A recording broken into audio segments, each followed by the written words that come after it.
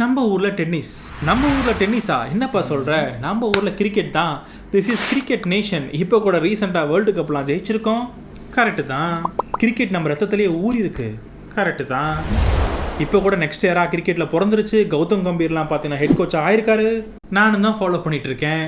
சரி, அதை விட நம்ம இந்த பதிவு ஆரம்பிக்கும் போது ஏதோ டென்னிஸ்னு சொல்லிட்டு இருந்தே, அதை சொல்லு. நீங்கள் கௌதம் கம்பீர் ஹெட் கோச்சாக செலக்ட் ஆயிருக்காரு. இந்தியன் கிரிக்கெட் டீம் ஸ்ரீலங்காவுக்கு டூர் போயிருக்கு. அந்த ஃபோட்டோஸ்லாம் பிஸியாக நீங்கள் பார்த்துட்டு இருந்த பொழுதுல ஒரு world recognised international hall of the fame conduct பண்ணாங்க. அதில் பார்த்தீங்கன்னா இந்த உலகமே வியந்து பார்த்த 2 ஜாம்பவான் விஜய் அமித்ராஜ் மற்றும் லியாண்டர் பீஸ் இந்த இன்டர்நேஷ்னல் ஹால் ஆஃப் த ஃபேமில் இடம் பிடிச்சிருக்காங்க. விஜய் அமித்ராஜ் நம்ம சென்னை தமிழ்நாட்டில், லியாண்டர் பீஸ் கொல்கத்தாவில். இவங்க 2 பேரும் இந்தியாவில் இல்லை, ஏசியாவிலேயே இன்டர்நேஷ்னல் ஹால் ஆஃப் த ஃபேமில் இடம் பிடிச்சிருக்காங்க. Tennis international hall of the ஃபேமில் இவங்க ஜேர்னி கேட்டிங்கன்னா ரொம்ப இன்ட்ரெஸ்டிங்காகவே இருக்கும். அதனால தாங்க இந்த மாதிரி இன்டர்நேஷ்னல் ஹால் ஆஃப் த ஃபேம்லாம் தேடி வருது அவங்கள பார்த்து. நீங்கள் மறக்காமல் உங்களுக்காக சேனலை சப்ஸ்கிரைப் பண்ணுங்கள். உங்களை தேடி நல்ல இன்ஃபர்மேஷன் கொண்டு வரோம். உள்ளே போகலாம்.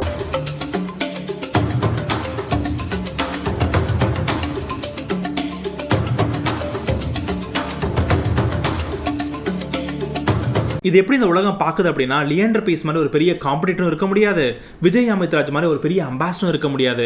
அப்படி தான் இந்த உலகம் இவங்களை பார்க்குறாங்க. இந்தியா 28th நேஷனாக இந்த international tennis hall of the ஃபேம்குள்ளே என்ட்ரு ஆகிறாங்க. இதுக்கு முன்னாடி 27 நேஷன்ஸ் அதில் விளையாண்ட பிளேயர்ஸை இன்டர்நேஷனல் ஹால் ஆஃப் த ஃபேமில் இண்டக்ட் பண்ணப்படுறாங்க. இப்போ இந்தியா 28th நேஷன். அது மட்டும் இல்லை, த ஃபர்ஸ்ட் இந்தியன் மென் இல்லை, த ஃபர்ஸ்ட் ஏசியன் மென் இந்த டென்னிஸ் ஹால் ஆஃப் த ஃபேம்குள்ளே என்ட்ரு ஆகிறாங்க அப்படின்னே சொல்லலாம். லியாண்டர் பீஸ் கொல்கத்தா, விஜய் அமித்ராஜ் சென்னை. இந்த விஜய் அமித்ரா சென்னையில் உன்னால் முடியாது அப்படின்னு நிறைய பேர் சொன்ன பொழுதிலும் அவங்க அம்மா கொடுத்த அந்த ஒரு சப்போர்ட்னால இந்த உலகமே இன்னைக்கு அவரை நினைச்சு பாராட்டுற அளவுக்கு வளர்ந்து நிற்கிறாரு. இப்போ அவர் ஒரு பெரிய ஸ்போர்ட்ஸ் கமெண்டேட்டராக இருக்கிறாரு. அவர் ஒரு ரிட்டையர்ட் டென்னிஸ் பிளேயர். இவரோட பிரதர்ஸ் பார்த்தீங்கன்னா அசோக் அமித்ராஜ், ஆனந்த் அமித்ராஜ். இவங்க 2 பேருமே டென்னிஸ் பிளேயர்ஸாக இருக்காங்க, அது இன்டர்நேஷனல் லெவலில். அது மட்டும் இல்லை, இவர் நிறைய படங்கள் நடிச்சிருக்காரு. ஜேம்ஸ் பாண்ட் ஆக்டோபசி அப்படிங்கிற ஒரு படத்தில் இவர் நடிச்சிருக்காரு. அதில் ஒரு விஜய் ஆபரேட்டிவ் ஏஜென்சி அப்படின்னு ஒரு கேரக்டர் ரோலில் ப்ளே பண்ணியிருக்காரு. அது மட்டும் இல்லை, நிறைய NBC சீரீஸில் நடிச்சிருக்காருங்க. இவரோட பயணமே இன்ஸ்பைரிங் தான். இவர் டேவிஸ் கப் இந்தியா ஸ்குவாட்னு எடுத்துட்டீங்க அப்படின்னா கண்டிப்பாக விஜய் அமித்ராஜ் அதில் இடம் பிடிச்சிருப்பாரு. இவரோட ஸ்டாட்டிஸ்டிக்ஸ், வின் கான்ட்ரிபியூஷன்ஸ், இவரோட பிளேயர் ப்ரொஃபைல் என்ன, இதை பற்றிலாம் நான் சொல்ல வரல. இவரோட இன்ஸ்பைரிங் ஜர்னி என்ன, an impossible life story of a boy from Chennai 1950 அப்படின்னா இவரை சொல்லலாம். Vijay Amritraj, a journey of dream, passionation, dedication, அப்புறம் ஒரு பெரிய நேஷனல் ப்ரைடுங்க இவர். Vijay Amritraj the man of many டேலண்ட்ஸ்னே சொல்லலாம். A successful player, broadcaster, commentator, அதுக்கப்புறம் ஒரு கோச், ஒரு அட்மினிஸ்ட்ரேட்டர். இது மட்டும் இல்லாமல் UN அசம்பிளியில் ஒரு டைம் பார்த்தீங்கன்னா மெம்பர் ஆஃப் பீஸ் அப்படின்னு அப்பாயிண்ட் பண்ணாங்க. இப்போ இவரோட வயசு 70. இவரை இன்டர்நேஷ்னல் ஹால் ஆஃப் த ஃபேமில், டென்னிஸ் ஹால் ஆஃப் த ஃபேமில் கான்ட்ரிபியூட்டர் அப்படிங்கிற ஒரு கேட்டகரியில் இண்டக்ட் பண்ணியிருக்காங்க. நான் முன்னாடியே சொன்ன மாதிரி டேவிஸ் கப்னா விஜய் அமித்ராஜ் அவர் 2 times இந்தியாவை ஃபைனல் வரைக்கும் எடுத்துகிட்டு போயிருக்காரு. அவருக்கு சர்ஜரி நடந்த போதிலும், ஃபீவராக இருந்த போதிலுமே விளையாடி இருக்காரு. விஜய் அமித்ராஜ் சின்ன குழந்தையாக இருக்கும்போது அவர் ஹாஸ்பிட்டல் அட்மிட் செய்கிறாங்க. அதுக்கப்புறம் பார்த்தீங்கன்னா நிறைய ப்ராப்ளம் அவருக்கு வருது. சீரீஸ் ஆஃப் ப்ராப்ளம்ஸ், லங் டிசீஸ்லாம் வருது. அவங்க அம்மா என்ன பண்ணுவாங்க அப்படின்னு பார்த்தீங்கன்னா, அவருக்கு பதிலாக ஸ்கூலுக்கு போவாங்க. ஸ்கூலுக்கு போய் நோட்ஸ் எடுத்துகிட்டு வந்து மறுபடியும் ஈவினிங் ஹாஸ்பிட்டலில் அவருக்கு டீச் பண்ணியிருக்காங்க. ஒரு 7 வயசு இருக்கும் விஜய் அமித்ராஜுக்கு சீரியஸ் ஹெல்த் கன்சர்ன் வருது, ஒரு லங் ப்ராப்ளம் இருக்கு. அதுக்கப்புறம் டாக்டர்ஸ் என்ன சொல்லியிருக்காங்க அப்படின்னா, ஒரு பிசிக்கல் ஆக்டிவிட்டி இன்வால்வ் பண்ண சொல்லியிருக்காங்க. அப்பதான் பிரீத்திங் கெப்பாசிட்டி நல்லா இருக்கும் அப்படின்னு சொல்லிட்டு அப்ப கொடுத்த பேட் தான் இந்த டென்னிஸ் பேட். இந்த டென்னிஸ் பேட் அப்போ எடுத்தது ரெஸ்ட் இஸ் ஹிஸ்ட்ரி. அவர் என்ன சொல்லியிருக்காருன்னு பார்த்தீங்கன்னா, இந்தியாவில் அப்போ இருந்த 56 இந்தியா இப்போ இந்தியா கூட ஒப்பிட்டு பார்க்க முடியாது. அப்போ பிளேயர்ஸ்லாம் எப்படி வெளியே வந்தாங்க, அப்போ அவங்களுக்குலாம் ஒரு பெரிய ட்ரீம் அப்படின்னா என்னவா இருக்கும். ஒரு லண்டன், விம்பிள்டன்லாம் அவங்களுக்கு நாலேஜே கிடையாது. இந்த international hall of the fame அப்படின்னு ஒன்று இருக்கிறதே அவர் விளையாடுறதுக்கு அப்புறம் தான் தெரியும். அதெல்லாம் ஒரு பெரிய ட்ரீமாகவே நினச்சாங்க. அங்கெல்லாம் அணுகவே முடியாது. லண்டன் போக முடியுமா, விம்பிள்டன் போக முடியுமா, கிளாம் டைட்டில்லாம் அடைய முடியுமா, இந்த மாதிரி அவங்களுக்கு வந்து ஒரு எண்ணம், அந்த ஒரு ஆஸ்பிரேஷன், அந்த ட்ரீமை கூட நினச்சி பார்க்க முடியாது அப்படின்னு சொல்லியிருக்காரு. இந்த மாதிரி ஹாஸ்பிட்டலில் லங் ப்ராப்ளம்னால அட்மிட் ஆகிருக்கும் போது அவங்க அம்மா சொன்ன வார்த்தைகள் என்னன்னு பார்த்தீங்கன்னா, கண்டிப்பாக நீ ஒரு பெரிய டென்னிஸ் பிளேயராக வருவ, இந்தியா உன்னை பாராட்டும், உலகமே போய் எல்லா இடத்துலையும் விளையாட ஆரம்பிப்ப, இந்த உலகத்தில் எங்கே நடந்தாலுமே பல இந்தியன்ஸ் உன்னை பார்க்க, உன் மேட்சை பார்க்க, நீ பேசுகிறத பார்க்க வருவாங்க அப்படின்னு சொன்னாங்க. அது இன்னைக்கு நடந்துருச்சு. விஜய் அமித்ராஜ் இன்னொரு பக்கம் லியாண்டர் பீஸ் அவரும் international tennis hall of the ஃபேமில் இன்டெக்ட் பண்ணியிருக்காங்க. அவரு பார்த்தீங்கன்னா அவரோட ஜர்னி கொஞ்சம் இன்ஸ்பைரிங்காக இருக்கும். அவர் பேசுகிறதே பார்த்தீங்கன்னா அவர் இந்தியா, அந்த பில்லியன்ஸ் ஆஃப் இந்தியாக்காக நான் விளையாண்டேன் அந்த மாதிரி தான் பேசி டெலிவரி பண்ணியிருக்காரு. இவங்க அப்பா அம்மா 2 பேருமே பெரிய அத்லட். இவங்க அப்பா 1972 நடந்த ஒலிம்பிக்ஸில் இந்தியன் ஹாக்கி டீமுக்காக விளையாண்டு இவர் பிரான்ஸ் மெடல் வாங்கியிருக்காரு. இவர் ஒரு ஸ்குவாட் மெம்பராக இருந்தார், எந்த ஃபீல்டுலேயுமே போய் இறங்கலை அப்படின்ட்டு அந்த மெடலை இவருக்கு கொடுக்கல. பட் ஸ்டில் இந்தியா வந்து பிரான்ஸ் மெடல் அப்போ வாங்கியிருக்காங்க. ஒலிம்பிக் அளவுக்கு இவர் போயிருக்காரு. இவங்க அம்மா பார்த்தீங்கன்னா 1980 ஏசியன் சாம்பியன்ஷிப்பில் இந்தியன் பேஸ்கெட் பால் டீமுக்கு கேப்டனாக இருந்திருக்காங்க. அப்பாவும் ஒரு பெரிய அத்லட், அம்மாவும் ஒரு பெரிய அத்லட்.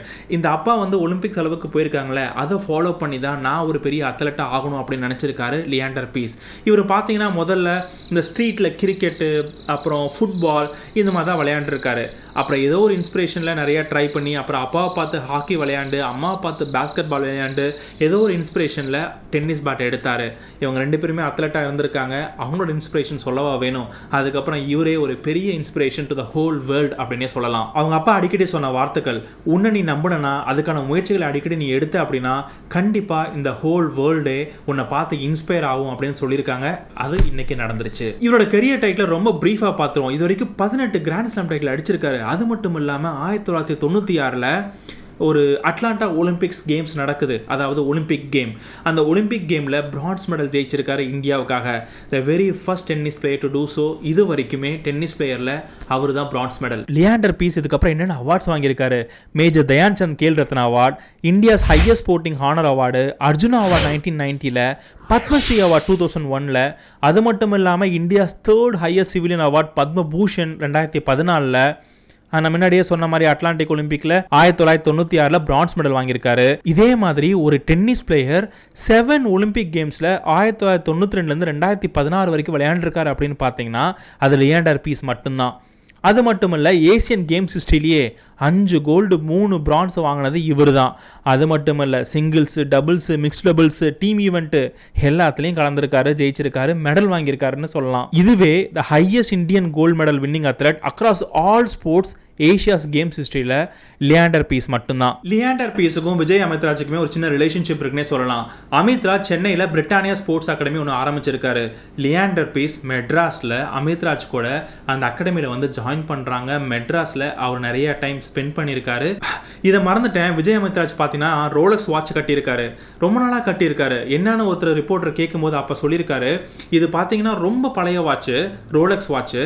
இவர் ஒரு ஃபைனல் ஜெயிச்சிருக்காரு. அந்த ஃபைனலில் இவருக்கு கிஃப்டாக கொடுக்கப்பட்ட வாட்ச். அதனால் அது ஞாபகமாக ரோலக்ஸ் வாட்ச் இன்னமும் கட்டியிருக்காரு. நெக்ஸ்ட் டைம் நீங்கள் ஏதாவது நியூஸ் பார்த்தீங்க இல்லை எங்கேயாவது ரிப்போர்ட்டிங் அந்த மாதிரி விஜய் அமித்ராஜை பார்த்தீங்கன்னா பாருங்கள் அவர் வாட்ச் கட்டியிருக்காரான். இதை மட்டும் சொல்லிக்கிறேன், இன்னைக்கு international hall of ஃபேமில் Vijay Amritraj மற்றும் லியாண்டர் பீஸ் ஒரு பெரிய அச்சீவ்மெண்ட் எடுத்திருக்காங்க. இந்தியாவுக்கு பெருமை சேர்த்திருக்காங்கன்னே சொல்லலாம்.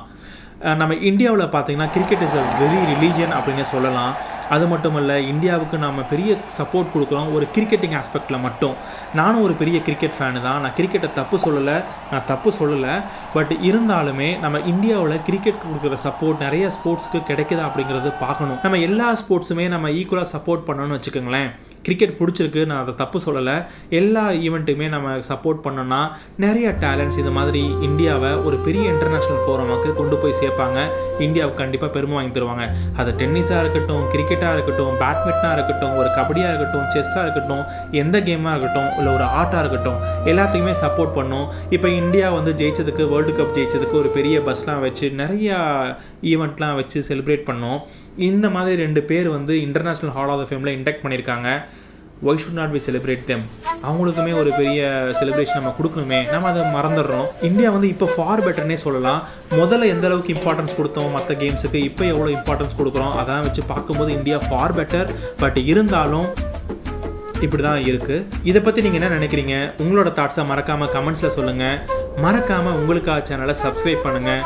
உங்களை தேடி நல்ல இன்ஃபர்மேஷன், இன்ஸ்பைரிங்கான இன்ஃபர்மேஷன், ஒரு க்யூரியஸான இன்ஃபர்மேஷனை உங்கள்கிட்ட கொண்டு வந்து சேர்த்துட்டே இருக்கும். மறக்காமல் உங்களுக்காக சேனலை சப்ஸ்கிரைப் பண்ணுங்கள். Until then, bye.